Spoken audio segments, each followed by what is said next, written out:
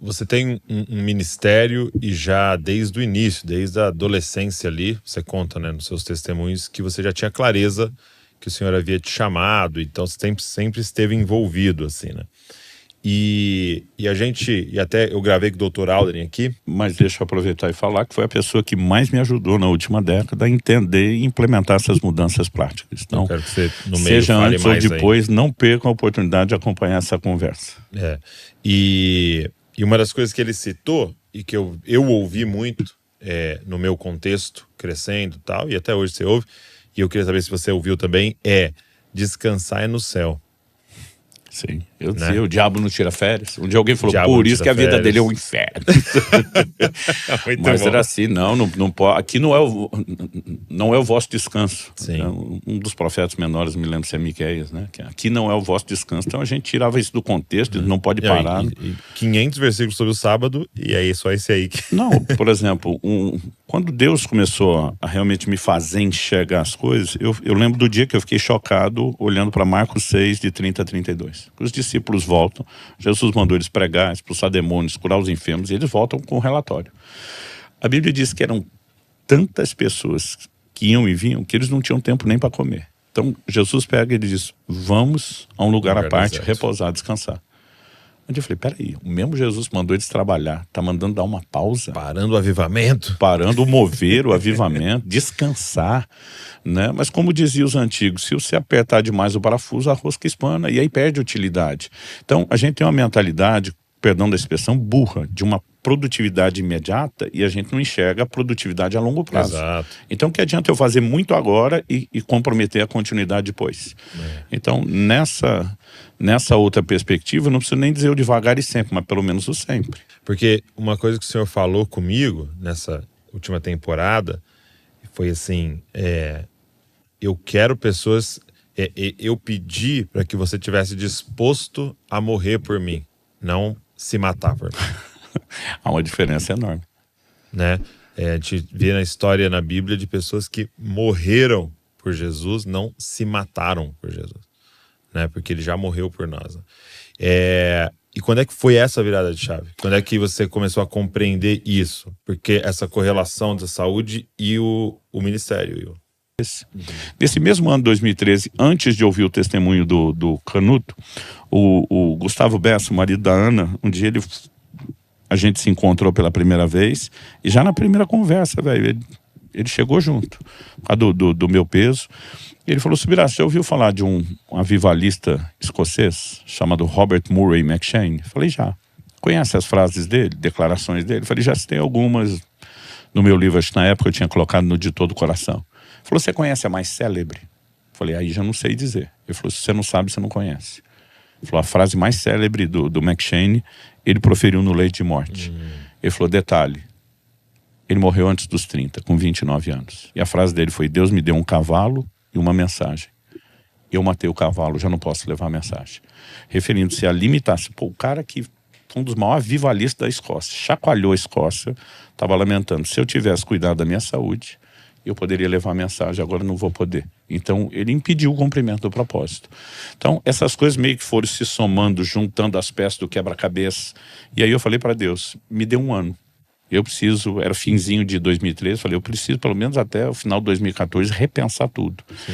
Então eu passei a estudar a Bíblia e eu brinco que eu descobri uma outra Bíblia sobre o cuidado do corpo, que é o que eu vou ensinar coisas que eu nunca enxerguei, que eu não sei se a gente não queria ver, se é na cegueira, se, né, não vou inventar um motivo, pode ser vários, eu tenho várias possibilidades para o fato da gente não enxergar, não falar muito, ou ensinar de maneira distorcida. Mas foi nesse processo, alguns meses depois, que eu conheci o Dr. Aldrin. Fui fazer uma consulta com ele porque o pastor Márcio Valadão pediu. Não é nem porque eu achava que precisava, tal.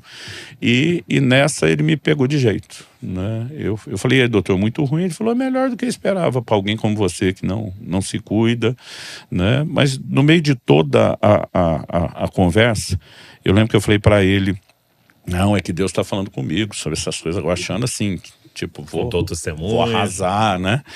E quando eu falei isso, ele falou assim para mim, ele falou, Luciano, eu também sou pastor e pregador. Ele falou, algo frustrante para mim é ver um cara chorar depois da mensagem no apelo, dizendo eu vou mudar. E você imaginar que lá pro meio da semana ele já esqueceu aquilo tudo. Ele falou, isso também te incomoda como pregador? Eu falei, acho que todo pregador vai partilhar esse sentimento. Ele falou, pois é, assim que eu tô me sentindo com você do outro lado da mesa, dizendo, Deus está falando comigo. Imaginar que você vai sair daqui daqui a pouco e já não tá mais tocado já. E de repente, trocar de lado e enxergar para aquela perspectiva mexeu comigo. Sim. Mexeu com meus brios. Aí ele olha para mim e fala assim, mas você concorda que se esse cara que chorou lá no apelo lesse mais a Bíblia, isso ajudar ele a ter uma consciência que favoreceria a mudança? Falei, com certeza. Falei, então eu quero te pedir algo. Ele falou, leia mais a minha Bíblia. Ele botou entre aspas. Falei, o que é a sua Bíblia? Ele falou, leia sobre saúde. Ele falou, cara, você é um cara curioso. Você vive fazendo pergunta toda hora sobre tudo. Ele falou, se você entender o funcionamento do corpo, né, não apenas limitações. Eu acho que a gente tem que imaginar assim, o quão perfeita é a estrutura que Deus criou. O que está disponível, né? O que dá para fazer com isso aqui, né? Então ele falou, isso vai mudar. Eu saí do consultório com uma relação bibliográfica de materiais para ler, que também, obviamente, o entendimento bíblico moldou minha fé e a doutrina. Mas aquelas coisas que não estavam em conflito de forma alguma me ajudaram a ampliar a percepção de algumas coisas. Então, assim, eu sempre dizia que dormir era perda de tempo. Eu falava isso. Minha esposa ficou chocada quando nós casamos, porque eu falei, ó, se tivesse um comprimido que desse para tomar e não dormir, eu tomava. Um dia o médico falou, ainda bem que você não descobriu, porque o comprimido já existia. E minha esposa dizia, como que alguém não quer dormir? Ela dizia assim, uma coisa tão importante ou necessária. Eu dizia, perda de tempo, perda de tempo. E nesse dia na conversa... Quero produzir. E eu falei, pô, eu durmo de 4 a 6 horas no máximo. E tá bom, meu corpo não precisa mais do que isso. Ele falou, não, você tá enganado. Não tá bom coisa nenhuma, porque seus exames estão mostrando que não tá nada bom. Ele disse, seu corpo habituou com essa violência que você faz, ele tá adaptado nesse momento e você não percebe o dano que tá fazendo. Mas a conta vai chegar. A conta vai chegar. E ele falou assim, ele também... bateu de jeito quando eu falei dessa questão do descanso, porque ele falou assim, cara, quando eu falei que dormir era perda de tempo, ele falou, eu fico impressionado quando eu encontro alguém mais sábio que o próprio Criador. Tipo assim, ele faz o corpo com uma necessidade de dormir 8 horas, e você vem dizer que isso é perda de tempo e que não precisa e tal. Tem um texto de Eclesiastes, falando do machado, diz assim, se estiver embotado ferro e não se afiar o corte, tem que botar mais força. Mas a sabedoria é proveitosa para dar prosperidade. Então você imagina o lenhador, tá rachando lenha, alguém falando, vai afiar o machado, tem tempo para perder com isso. Isso é perda de tempo. Não é perder tempo, porque o tempo que ele gasta afiando o machado vai fazer com que ele produza mais, com menos tempo, com menos energia. Então assim, qual a inteligência de dizer não afia o machado? Agora, qual a nossa inteligência de dizer a gente não para descansar porque tem que produzir? Quer dizer, como é que vai ser essa produtividade sem descanso? Né? E naquele... E para mim, o dormir é a maior expressão que nós temos de fé, né? Que a palavra fé é confiança. Né? Sem contar esse elemento espiritual. Seus amados ele dá enquanto dorme. Eu só acreditei que a Val confiava em mim quando ela começou a dormir quando eu estava dirigindo. É um bom exemplo.